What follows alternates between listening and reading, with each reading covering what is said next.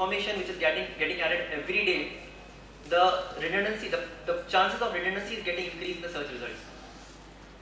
There might be some relevant results which are not coming on the first page of search, because there's so much to show even before that you are losing the correct information. It's coming on second or third pages of the search engine results.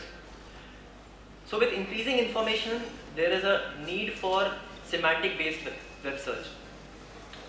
Semantic basically indicates what you are trying to search. The search would not happen just on the basis of keywords which you are entering. Let's say if you enter car, education and house. So intuitively, I'm actually looking for something, some finance institution which can fund me, which can give me a loan. I mean, that's what the semantic based web search should show me as a result. But at present, if a website is having a good SEO is search engine optimization, and it uses these keywords in its page header, in its web page, then that website result will come first, rather than a finance body or organization or a bank which is providing car, education and housing loan. So there are many search engines which exist, you all know about, I don't need to tell you about it. So in coming few years, you would find that semantic based web search is going to come into place, and that will make web more meaningful, because there is a lot of redundancy and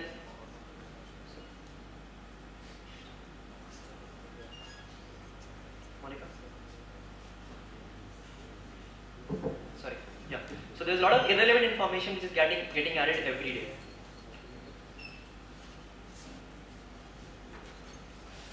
With evolving technology, internet, effective servers, databases, there are tech startups which are coming up aggressively. Now, after internet evolved in 1984, there were a lot of .com companies which came up. One such company was Amazon.com. It was launched in 1984. But there was a .com bubble which you would be aware of, I think so, which happened in late 90s, and this .com bubble burst in 2000. So this .com bubble basically was a crazy investment in the field of .com, because there was sudden surge in internet users, sudden need felt that okay, internet can solve all your problems within a minute, and that's how many of the VC funds started investing crazily in these .com companies. And these .com companies did not have an effective business model, and they failed to generate revenue using the business. They were actually sustaining themselves through the VC funds which they were getting. So this .com bubble burst in 2000, and after that it took a period of 2 to 3 years when there was a shallowness in this internet industry. And after that, post 2004 era, there has been another surge in e-commerce portals and other portals which are into internet industry space. Many of these organizations or companies, they are actually solving small problems. They are providing low-cost solutions to big organizations. For example, if you have a database, like let's say Oracle develops database, and you want to outsource your database maintenance work to a small firm, you would do that. So there are startups which are providing software consultancy, software services to big organizations at a very low cost, and that's how this concept has given rise to a lot of startups in tech space specifically. Other than that, there are a lot of e-commerce portals which you would be aware of, which are doing quite well right now. I'll be talking about them as well.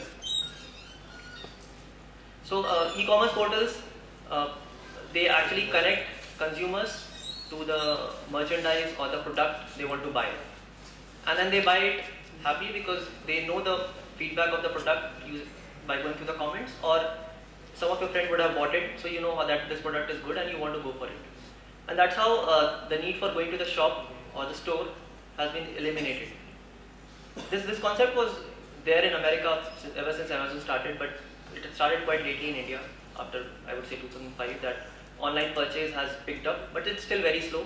The number of internet users in India is still around 5%, and as compared to US where it is around 60 to 70%.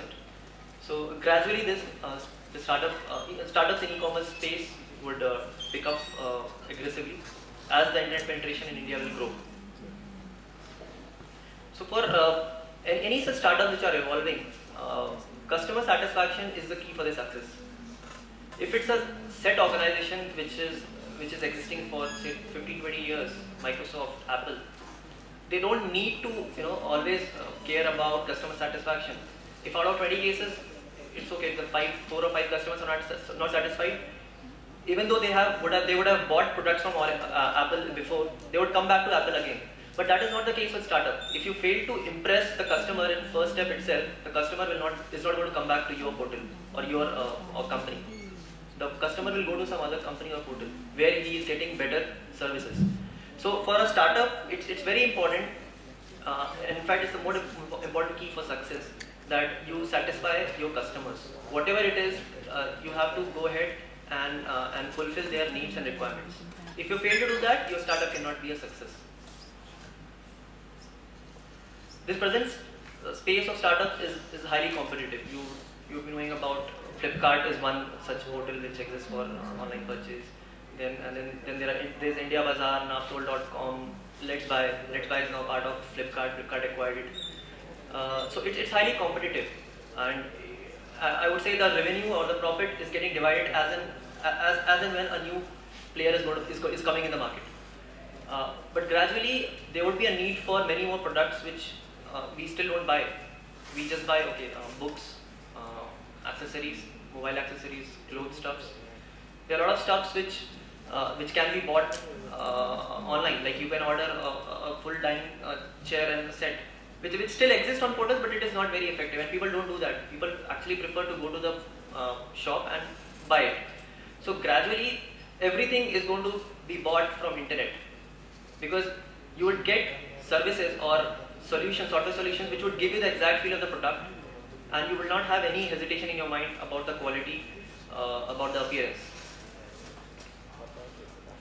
There are sectors where the startup scenario has not picked up very well, like if you say healthcare and sectors like manufacturing. The startup space in India is still very slow, because healthcare is something which Indians are still skeptical about. We generally prefer to go to a doctor rather than seeking online consultancy or some kind of help. It's not a trend which has picked up well in India. There can be so many ideas which can float around. Instead of always going to a hospital or nearby clinic, you can have online consultants which are into medical space, and you can have a video chat with the patient directly. The doctor can interact with the patient. Some sort of physical examination is not possible because you're not physically present, but if it is a minor illness, you can always get online consultancy. So such kind of startup ideas are not coming up because they may not get good success, because people are skeptical about it.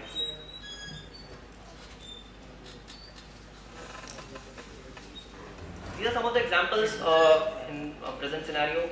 There are many more. The first person in the slide is Phanindra Sama. He's a Bitsen.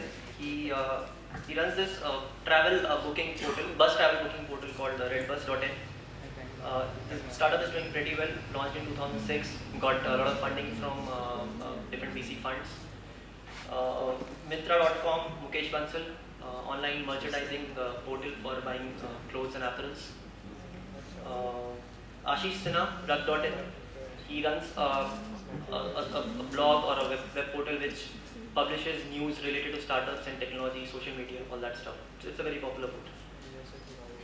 Sachin Bansal and Vinny Bansal for Flipkart. So these are all entrepreneurs who are doing very well at present in the startup space and especially in the e-commerce space. And there are many more which I have not listed. This is just for your reference. So, important question is, how is technology helping these startups? What is it that is driving these startups going out at a very good number?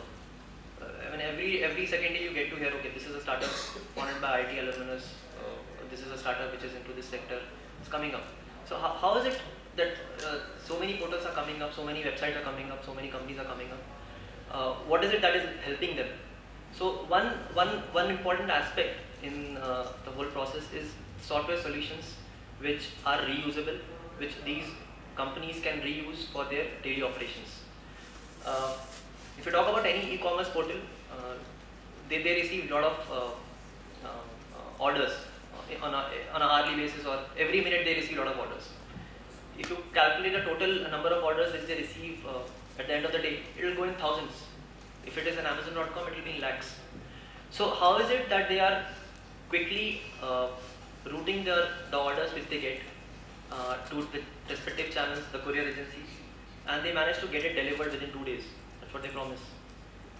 So there exist software solutions which do all this kind of routing work, the service buses which get the client request, route it to the respective channel as per some business logic or rule, that okay, if this is a request which is coming from pin code number 560029, it has to be routed to this particular courier agency which is located in, say, Bangalore or in Noida or in NCR region. This happens all automatically. There are software solutions which big organizations and even small players they make, and these e-commerce portals they buy them. So there is no requirement of in-house development of these software solutions for driving the business, because they would be wasting time. Instead of that, whatever funding they are getting from the VC funds, they invest in getting these software solutions, get started with the whole process of getting the order, and then there's the payment gateway.